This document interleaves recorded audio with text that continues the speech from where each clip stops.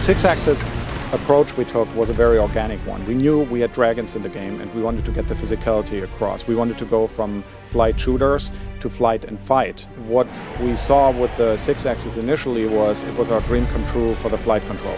Last year, I think at TGS, we showed the game with motion control also on the ground, which in the end didn't feel as good as on the analog stick. So we moved back to the analog stick.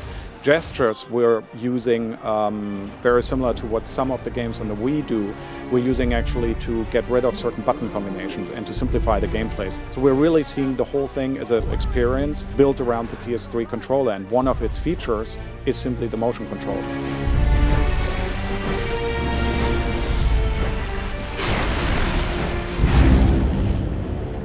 Let the pagans come. We'll make the sky rain with their blood. You're our hero, Roan, and he's a member of the elite Sky Guard.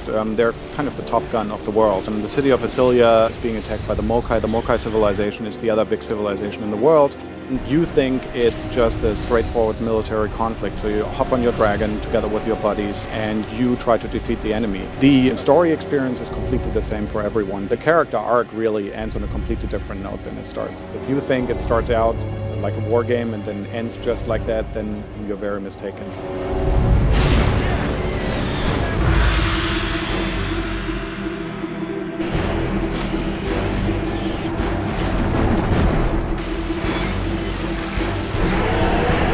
You will only get the very weak dragon races with the fireballs. When it really gets fun is when you have to get physical. You're racking up the whole time tons of carnage. Depending on what you do and how you do it, you actually get multipliers. First dragon gives you a 2x multiplier for just using physical. Second dragon then, oh, he's daisy chaining, so you get 4x, and so on and so on. So you can rack up enormous amounts of carnage if you combine the systems and really play it right. The ground battles are not distinct. The ground battles are almost an RTS simulation, which we're running on the ground there. There's literally two armies duking it out. The ground battles really come into play sometimes as very distinct mission objectives, very briefly, but mostly via this very dynamic morale situation where you are the aerial support, so make the most out of it. You can pretty much do everything you would expect to do with a dragon. You can hover, you can go down, you can pick up anything that moves, creatures, humans, you can latch onto things which are on the ground out of flight. Pretty much any interaction we could come up with, be it on the ground or in the air, you can do.